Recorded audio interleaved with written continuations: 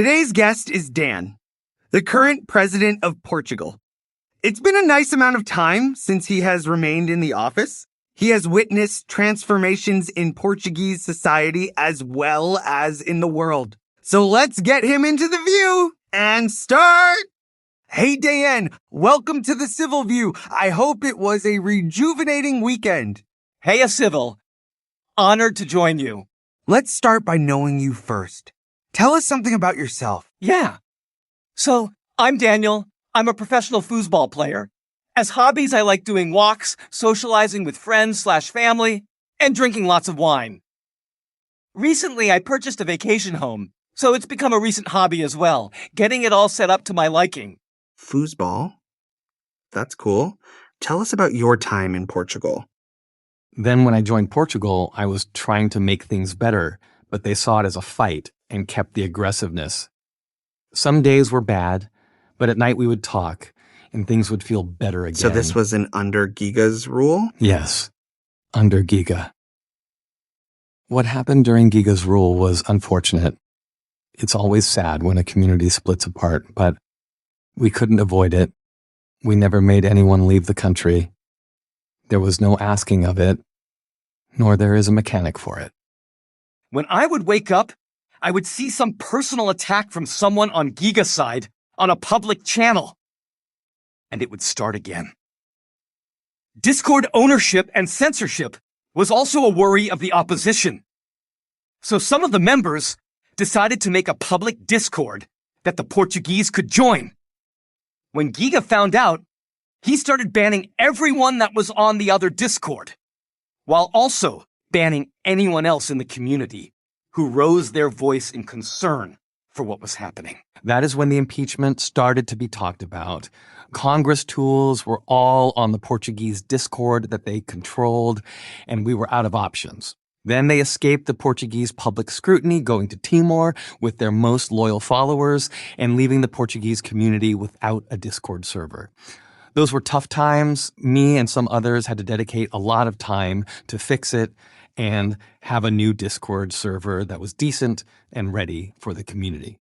There was a lot of chat about how y'all got to the position where, from meager share of votes, you all climbed up. Could you please elaborate on what you think is the reason for that? It's a common lie that we only had 20% support. The truth is that the leader opposite Giga had only that share of the support, but honestly, even I, at that time, was a bit split between someone inexperienced and Giga. What I personally wanted was to have a good leader, not to bring Giga down. That easily explains why it happened and that the people were unhappy. They just didn't trust an inexperienced person to substitute Giga. That brings a question to my mind. What were some issues on which Giga and you, despite your varying future outlook of Portugal, agreed upon? To be honest, I don't remember any such issues where we agreed. Maybe he can dig those up. Since they hijacked the Portuguese Discord at the time, I got no access to it. Our views on how a leader should lead are clearly very different. I feel he believes the leader of a country should behave somehow like a clan leader. For me, a leader here must be more diplomatic, nice to their citizens, be grateful to those who help the country community, and also overall pass on a good image to the world. Many people from Timor and even from Portugal agree that during the next elections, just after Giga won, you all prearranged support. I want to hear from you whether that was the case. During that contest, Giga believed he would have a lot of support, so at the last minute, he announced he would not run for Kangories and gave out a list of the people he supported in an announcement, 95% friendly to him, clearly trying to disperse support. They also had a survey running on who would support for who during the D-Day.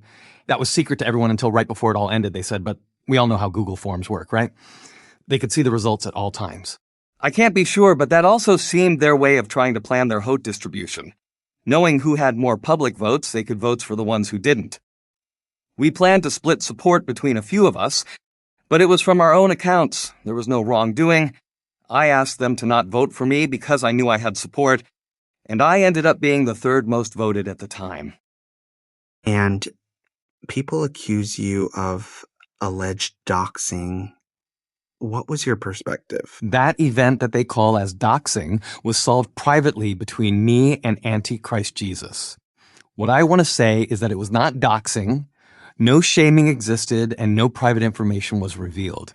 Giga Company just lacked stuff to attack me and try to juice that lie indefinitely. That is the end of it. Again, thanks for the civil view. Love talking to ya and opening to her insights. It's my pleasure too.